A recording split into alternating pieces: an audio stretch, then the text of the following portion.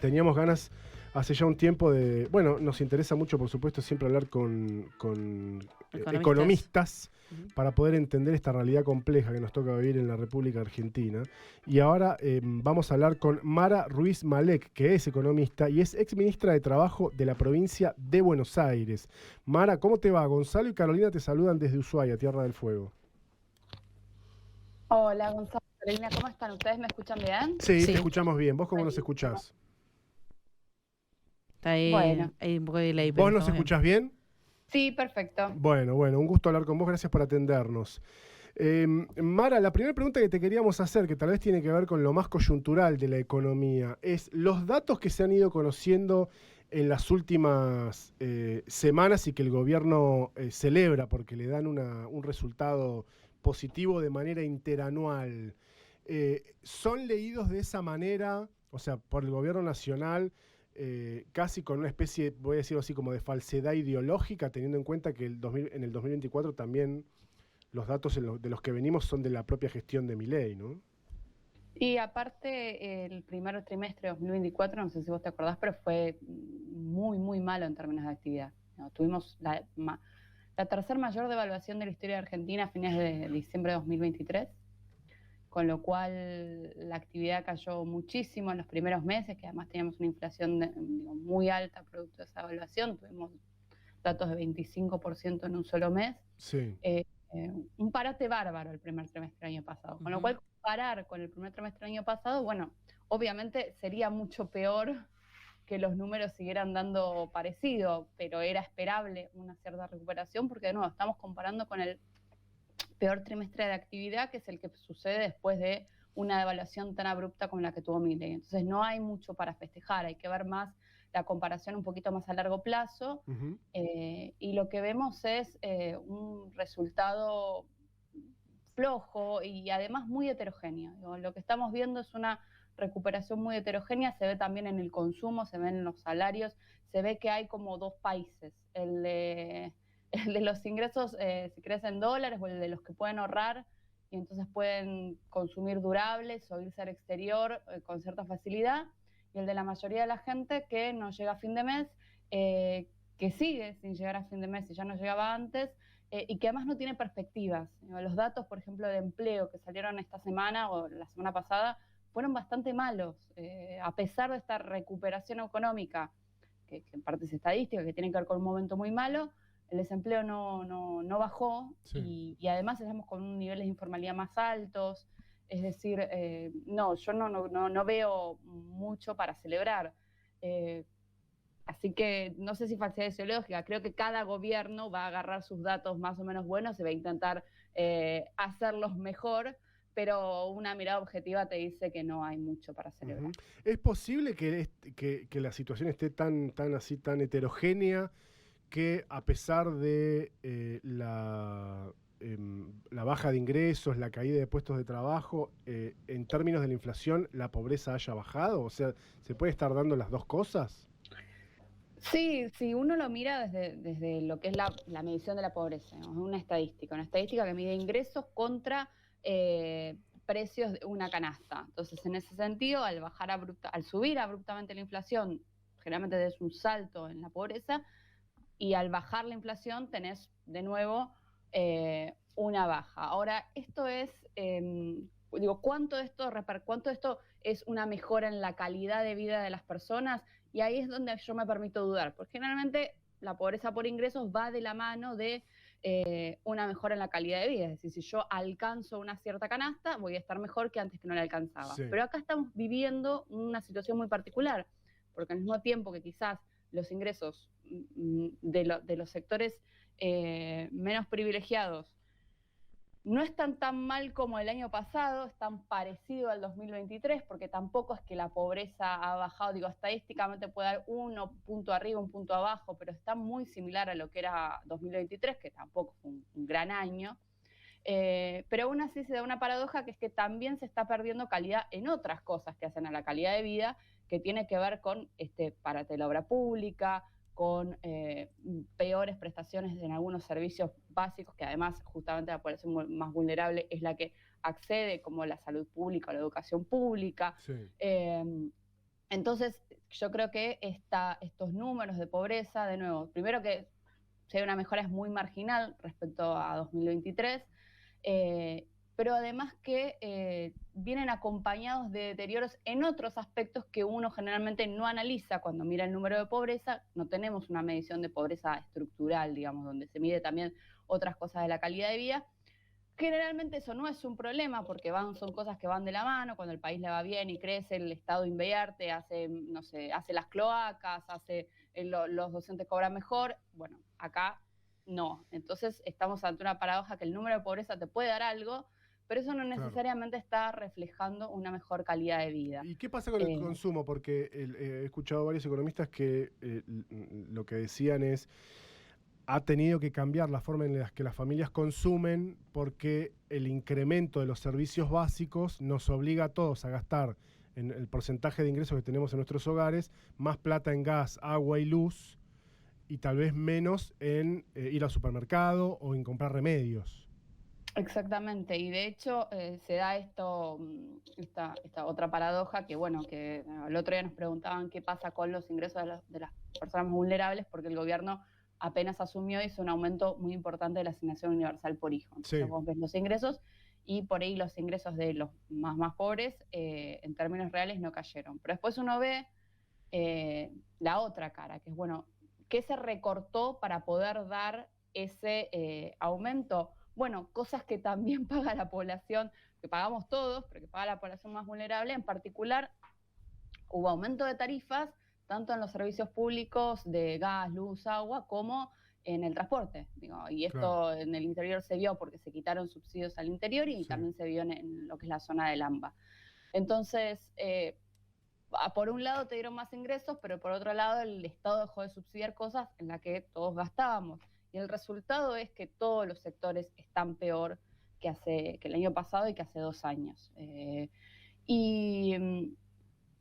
Y eso se ve reflejado en el consumo. Vos ves los indicadores de consumo de supermercado, consumo masivo, y está muy mal. Y ves, no sé, los datos de tarjeta de crédito, que quizás esto no hace a la población por ahí más vulnerable, sino que al que accede a un banco, pero hay un traslado de gasto de tarjeta de crédito a alimentos, cosa que antes la tarjeta la usabas más para comprarte, no sé, una heladera.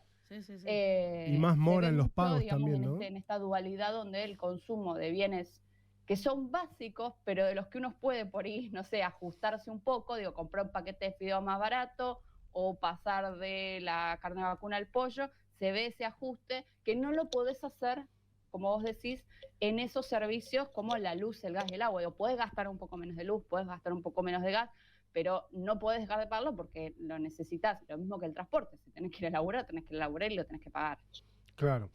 O si tenés que ir a buscar trabajo. Claro. Lo salarial sigue siendo un ancla importante para el gobierno, ¿no? Da la sensación, por lo menos, porque no habilita, no homologa paritarias que incluso tampoco están tan altas. No, y eso es muy paradójico porque este gobierno se jactaba de que la inflación era un fenómeno exclusivamente monetario, que era absolutamente culpa del gobierno, del Estado. La culpa la tenía, digamos, la casta porque gastaba mucho. Y lo que han mostrado básicamente son 2 fórmulas viejas y conocidas para desacelerar la inflación, que es apreciar mucho el tipo de cambio, conseguir dólares a cualquier costo, y eso en general ayuda a que la inflación sea menos alta. De nuevo, no a bajar los precios, porque fíjense, cuando hablamos de inflación no estamos diciendo que los precios bajan, sino que aumentan menos rápido. Pero bueno, la apreciación ayuda, y después los salarios, que no tienen nada que ver con el Estado, que es una negociación entre privados, y aún así el Estado no está homologando, y efectivamente los salarios por paritarias perdieron primeros meses de 2025. Los compañeros del Centro de Estudios de la Universidad de San Martín, del CETID, que hacen un relevamiento de paritarias, además descubrieron algo muy interesante, que es que el salario promedio, que el gobierno varias veces publicitó que el salario promedio que sale del CIPA aumentó en términos reales, creció. Y decíamos, pero ¿cómo? Si las paritarias, ninguna paritaria están homologando por encima de la inflación. ¿Cómo puede ser? Bueno, porque en realidad el salario promedio es un promedio y es un reflejo de lo que se paga salarialmente en la economía. ¿Qué pasa? La gente está laburando, intentando laburar más horas. Entonces no es que el salario subió, que yo estoy trabajando más, para intentar ganar lo mismo que el año pasado, en términos reales. Bueno. Y obviamente eso no es un aumento salarial, por eso es que cuando uno mira las paritarias no le están ganando la inflación. Si uno quiere tener el mismo ingreso que el año pasado, tiene que intentar trabajar más horas, hacer extra o trabajar más horas si tiene un trabajo que es por hora y no tiene la posibilidad de hacer horas extras que pagan un poco mejor. Y también eso, digamos, las empresas están, las que crecen, los sectores que crecen, qué sé yo, algo de energía, este año algo de agro, algo de financieras, no tanto bancarias, sino todas las demás, están echando mano a trabajar más horas y no a contratar más gente, y eso se ve que tampoco está creciendo el empleo. Y bueno, iba a irme un poco más atrás, pero hablando del empleo, me parece que también se han modificado, ¿no?, las formas, no solamente la gente toma más empleos en general, por ahí hoy estamos encontrando gente que tiene hasta 2, 3, bueno, nosotros somos algunos de ellos, pero también hay una realidad, no todos son formales, pero también no ves en esta ola de desregulaciones algo así como que también hay entre los jóvenes, o han cambiado muchas las formas de contratación en general. Yo siento que hay como una gran confusión de demandas. O sea, por un lado, me parece una realidad, y no solamente los jóvenes, también lo veo en los adultos de 30, 40, una necesidad muy grande de poder administrar el tiempo de trabajo y poder trabajar menos horas, digo. Y también una cierta rechazo a tener, digamos, un jefe que te esté encima, a no poder trabajar por objetivos, a no poder administrar tu tiempo. Eso por un lado. Por otro lado, vos hablas con los pibes y te dicen, no, yo sí quiero un laburo en blanco. Digo, quiero tener vacaciones pagas, quiero tener aguinaldo, quiero quedarme tranquilo que todos los meses voy a tener un ingreso. Digo, también hay una demanda. Yo no creo que no haya una demanda de inestabilidad. Creo que la estabilidad sigue siendo un valor, para los jóvenes un poco menos, para los que están en los 30 un poco más. Ahora, el problema es que no sé por qué nos convencieron de que no era posible tener un trabajo formal, con vacaciones, con aguinaldo, con licencias por enfermedad, con licencias para estudiar, y al mismo tiempo tener una administración más personalizada del tiempo. Eso se puede. Hay un montón de convenios colectivos que tienen cláusulas de este tipo. Hay mismo, incluso los convenios del Estado muchas veces tienen días para trámites o días para hacer cosas, licencias para cuidado parental más generosas. Muchos convenios del sector privado también lo tienen, que son adaptación escolar para el jardín. Digo, un montón de cosas, de condimentos que pueden hacer que uno pueda administrar mejor su tiempo,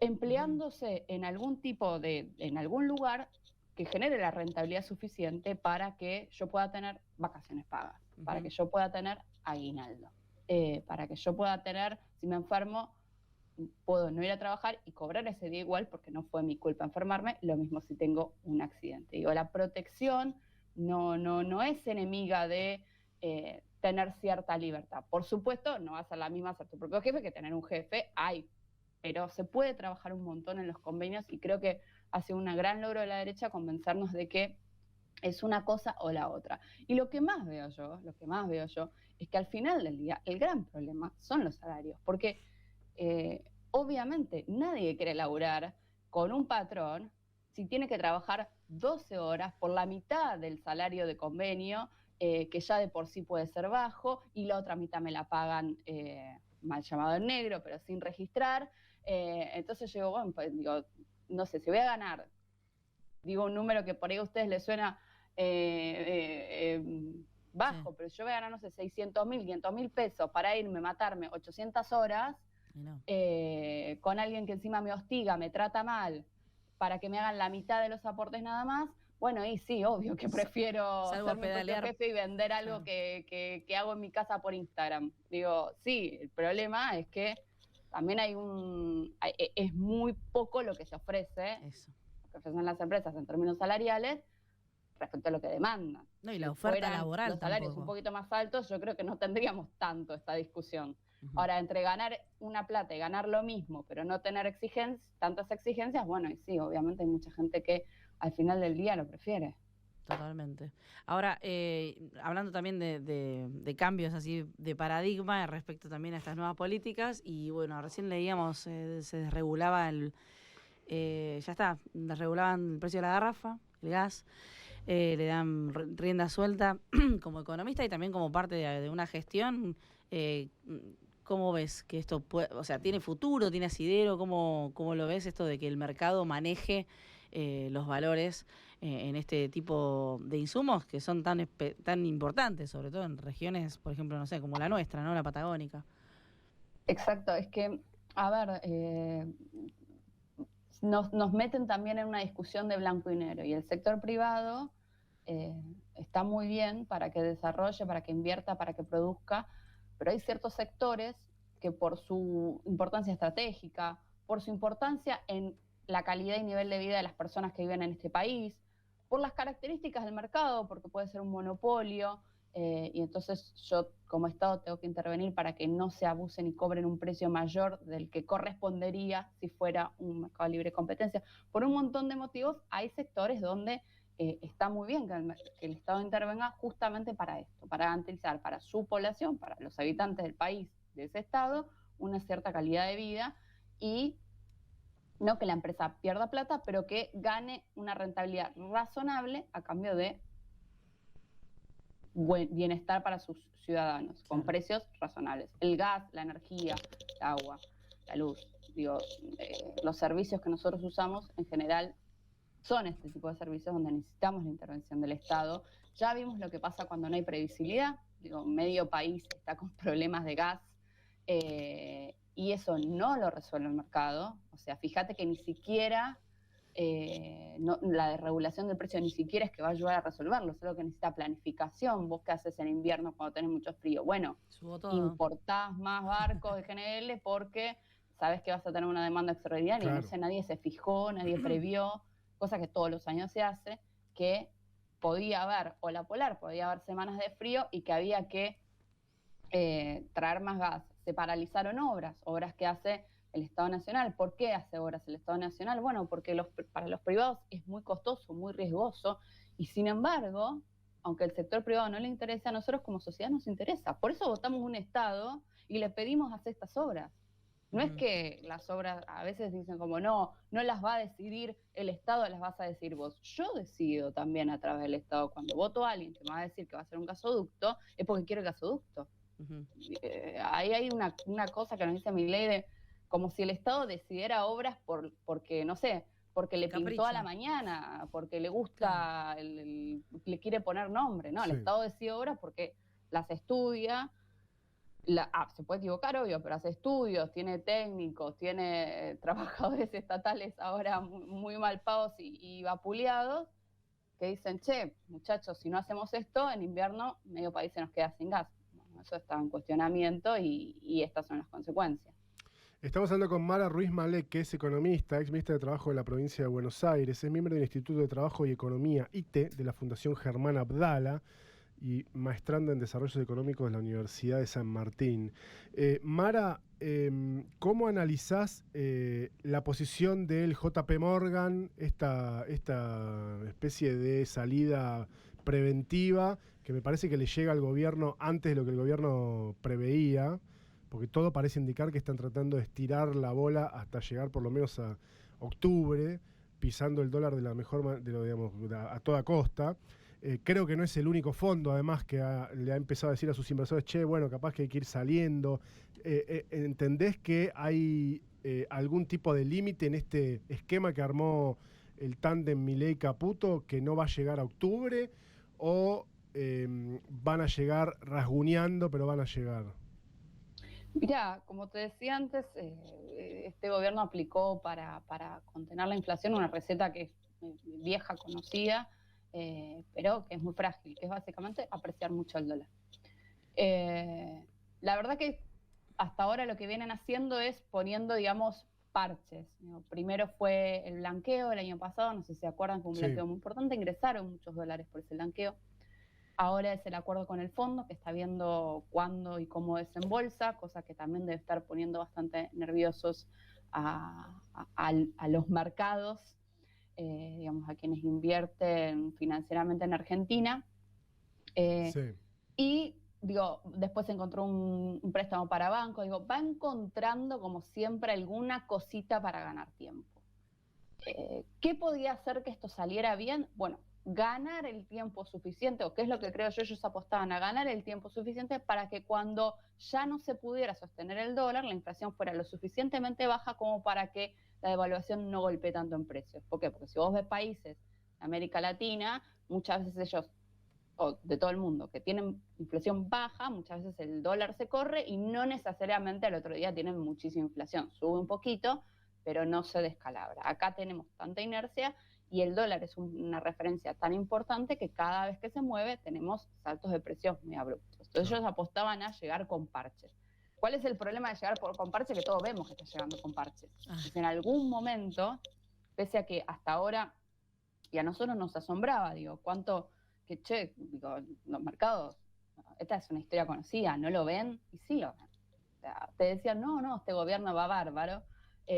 Parece el sketch de Capusotto del que daba consejo para las mujeres y después decía yo nunca la pongo. Sí. No, Argentina le va bárbaro. Ay, ¿vas a invertir a largo plazo? No, Claro. yo. Tal cual. Yo no. Yo acá no pongo nada, no pongo un peso. Claro. Así que bueno, ahora todos pensábamos que esos parches por lo menos les iban a permitir llegar a las elecciones. Bueno, ahora evidentemente hay muchas dudas de nuevo, porque cuando vos ves que es parche sobre parche, en algún momento decís, che, esto no aguanta. Sí, son y parches de ganancias rápidas. Y no es raro, digo, es gracioso porque tenemos el mismo ministro o Claro. la misma persona que diseñó el programa de Macri en 2017-2018, que terminó como terminó, es la misma persona que está ahí. Yo me imagino a la gente del fondo y los técnicos habrán dicho, me están tomando el pelo, digo, otra vez este señor. Evidentemente la geopolítica pesa mucho, pero es increíble, es muy difícil pensar que va a terminar de una manera distinta a la que terminó, digamos, el modelo de Mauricio Macri. ¿Tiene diferencias? Sí, pero no veo yo que solucionen, digamos, el problema de fondo, que no es tanto el déficit fiscal, que yo creo que tener una macroeconomía ordenada o tener un cierto sendero de cómo y en qué vas a gastar puede ser útil para que los inversores afuera confíen y entre más dólares, pero que al final del día el problema es que no te alcanzan los dólares para la producción que vos necesitas para emplear a toda tu gente. Claro, la famosa Entonces, economía bimonetaria. La famosa economía. Y eso hay que administrarlo. A veces, digo, no lo ha hecho también con medidas más coyunturales, pero este gobierno parece tener solo medidas coyunturales y apostar, paradójicamente, quizás mucho a vaca muerta, ¿no? A que en algún momento esa ecuación de los dólares se restablezca por dos lados. Uno, por una economía más chica, con menos empleo, con menos gente, con menos producción, con menos industria, que por lo tanto demanda menos dólares, tiene menor calidad de vida, menor gente con laburo, digamos, o con buenos laburos. Y por otro lado, bueno, los dólares que vienen del sector energético, gracias a esa decisión que hoy está tan en cuestionamiento, como fue la recuperación de YPF en el 2012. Claro. Y es lo que sostiene este modelo, digo, es paradójico. Ahora, eso entonces es un inconveniente, un desafío grande para aquellos sectores, digamos, a los que vos perteneces también, que es de producción y trabajo, vamos a resolverlo así a grandes rasgos, que es, si yo quiero un país productivo, un país que tenga una industria pujante, voy a tener que administrar esa contradicción en la que permanentemente vivimos, por lo menos desde la década del 70, que es la falta de dólares. Sí, es el gran desafío. O sea, nos metemos solito en ese quilombo, digo. Exactamente. Claro, es el gran desafío. De hecho, recién hablamos de la recuperación de YPF, esa es la respuesta, la primera respuesta, y yo creo que la más acertada de todas las políticas de los últimos, creo que 50 años, te diría, del Rodrigazo para acá. Creo que Argentina ha sido un cúmulo de muchos desaciertos económicos. Creo que el gran acierto fue ese, porque vos mirabas los dólares que te entraban por cuenta corriente, que te entraban por lo que vos exportabas, sí, los dólares que salían por lo que vos importabas, y eso era positivo. ¿Se acuerdan cuando estaba Néstor, los primeros años hablaban del superávit gemelos? Eso era positivo hasta que se dio vuelta esa cuenta para el sector energético. Entonces dijimos, bueno, si se dio vuelta para el sector energético, tenemos un problema en el sector energético. No es tan grave, lo que se consume para la industria versus lo que se exporta tanto en la industria como en el agro, esa relación no es tan grave si nosotros logramos equilibrar el sector energético. A eso se fue. Después también otras cosas, digo, también, no sé, poder tener un país desarrollado que tenga una industria más autónoma, poder tener ciertas inversiones en lugares claves como fue todo el desarrollo nuclear argentino, el desarrollo satelital, cosas que se están abandonando, que por ahí no te generaban los grandes dólares, pero eran nichos de desarrollo de valor agregado y de laburos de calidad que podían tener otras betas. La verdad es que ese hito no alcanzó o no llegó a explotarse del todo y no alcanzó y sigue siendo un desafío cómo atravesar el tiempo hasta que uno tenga más dólares, sigue siendo un desafío cómo hacer para que la economía no te demande tantos dólares, porque obviamente yo no puedo producir todo, siempre voy a necesitar importar, pero además nuestra economía también ahorra en dólares, también gasta dólares cuando se va afuera, también tiene un montón de consumos que no es porque seamos malos, es porque hay una historia en Argentina de inestabilidad que hace que la gente se refugie en el dólar, por ejemplo, como activo de ahorro, o que los inmuebles sean un activo de ahorro y estén valuados en dólares. Entonces hay una historia que nos hace eso, que también termina, poniendo más presión que quizás en otros países, y también, pensar cómo manejamos eso. Algunas cosas se estaban haciendo y, se dieron vuelta o no se siguieron, y ese gran desafío en cuanto a desarrollo económico, cómo atravesar ese camino del desarrollo, tampoco está muy claro cuál es, qué sectores, pero hay algunas ideas, con una economía más estable que no termine, boicoteándote esas políticas de desarrollo, y con una población que tiene muchas necesidades y que hay que atenderlas, ¿no? Claro. Porque cuando uno habla de ajuste fiscal y lo festeja y sale con la motosierra en la mano, está hablando de cerrar una guardia pediátrica o sacarle plata del bolsillo a los docentes, como se hizo con el FONID. Sí, tal cual. No están festejando que, no sé, tenemos una fábrica de automotriz nueva. Exacto. Y de nuevo, esos recortes se ven porque el ajuste está viniendo en todos los sectores. Es una cloaca menos, es una escuela menos. La verdad que es bastante triste ver que se celebre eso. Uno puede decir, bueno, no me alcanza, tengo que hacer esto, voy a priorizar lo otro. Pero aquí directamente se celebra un recorte que claramente no es a los sueldos de los funcionarios o de los legisladores, que tampoco estoy en contra de que cobren sueldos acordes a sus responsabilidades, pero que es muy, muy sobre lo que impacta en el día a día de la gente. Lo que pagamos de luz, gas, lo que pagamos de colectivo, sí. La cloaca, la escuela, el sueldo complementado del docente, y yo creo que eso incluso hasta se puede revertir después el día de mañana. El día de mañana yo puedo volver a poner el Fondo Nacional en el sentido docente. Las obras me preocupan más porque llevan tiempo y lo que no se hace después tiene consecuencias, no se puede resolver de un día para el otro, pero toda la desregulación me preocupa muchísimo, porque eso también es muy difícil de volver atrás. Fíjate lo que hicieron con los residentes. ¿Qué les proponen? Les proponen, son becarios ahora. Te propongo dos escenarios, los dos malos. Primero, te bajo el sueldo, te congelo el sueldo un montón de tiempo. Sí. Cuando tu sueldo es muy bajo, te propongo dos cosas. Si querés, en vez de hacer aportes jubilatorios, esa plata te la doy a vos. Entonces vos cobras un poco más de sueldo. Y el tipo está en la lona. Claro. En esa desesperación. La corrala. Después no se jubila nadie. Claro. Después se quejan los propios legisladores de la oposición de las moratorias. Pero esa persona, ¿qué elección tuvo? ¿Es cobrar un sueldo de miseria o cobrar un sueldo un poco menos de miseria sin derechos laborales? ¿Qué clase de libertad es esa, no? Ahora, una vez que el tipo eligió, dijo, bueno, en vez de cobrar 700, dame 800.000 pesos, vos mañana le decís, mirá, no, la verdad, yo te voy a obligar a que aportes, porque después me tengo que hacer cargo de tu jubilación igual y la verdad es que todos tenemos que aportar para las jubilaciones. Y va a decir, no, bueno, pero no me los... O sea, nos ponen en elecciones que después son muy difíciles de volver atrás.